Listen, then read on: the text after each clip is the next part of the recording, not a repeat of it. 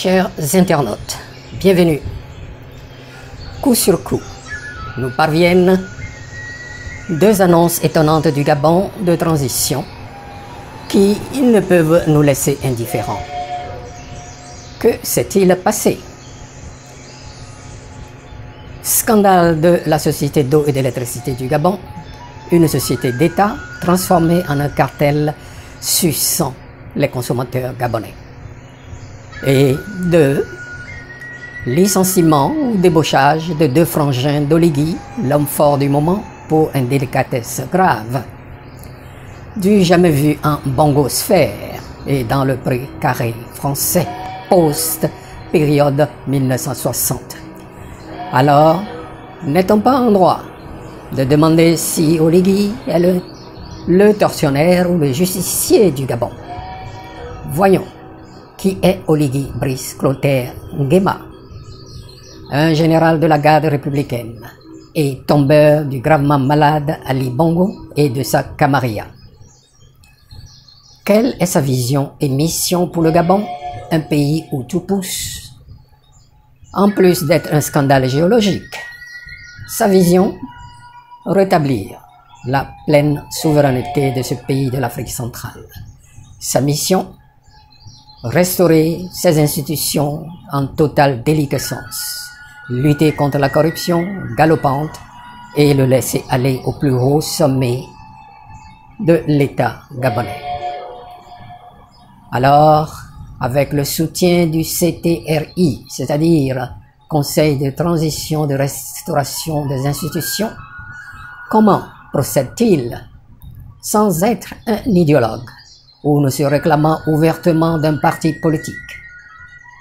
Un officier supérieur, consciencieux de son honneur et de son devoir envers sa patrie, puis un homme de rigueur, de rectitude et redresseur de tort, il s'est révélé un impitoyable traqueur de voleurs en col blanc, auquel aucun malfrat n'échappe pour le moment.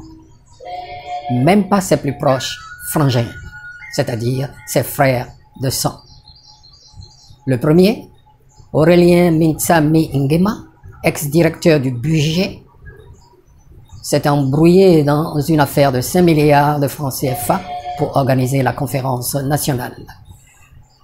Le second, ou le deuxième, Ibambi Nguema, lieutenant-colonel et commandant de la brigade spéciale d'intervention, vit de nouveau riche, dit-on.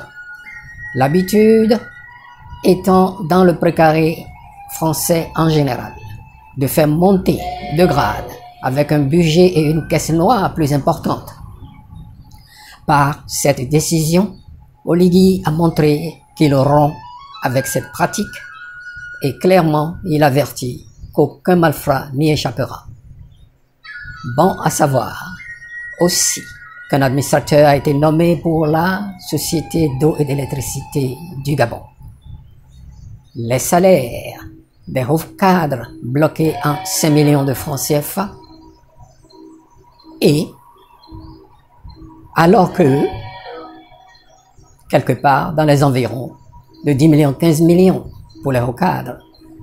Ensuite, la mise en demeure a retourné la SEG dans un délai de 2 mois à ses origines de services publics et non cartélisés. Que dire de ces mesures de redressement à l'interne? Nous ne pouvons que nous en réjouir et souhaiter qu'il aille jusqu'au bout et plus loin pour le bien-être et le bonheur de notre peuple du Gabon. Bien sûr, ça tombé dans une chasse aux sorcières. En attendant de mesures aussi fortes en relations extérieures, c'est-à-dire passer du partenariat gagnant-perdant qui nous a fortement appauvris, en attendant de mesures aussi fortes en relations extérieures, c'est-à-dire passer du partenariat gagnant-perdant dont nous avons fortement souffert à un partenariat gagnant-gagnant ou d'égal à égal. Nous souhaitons bon courage à au général Oligui Nguema.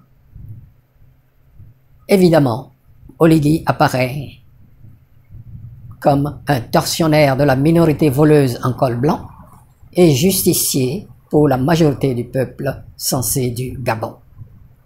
Voyez Oligui, bravo Oligui, vous pouvez faire plus ou aller plus loin.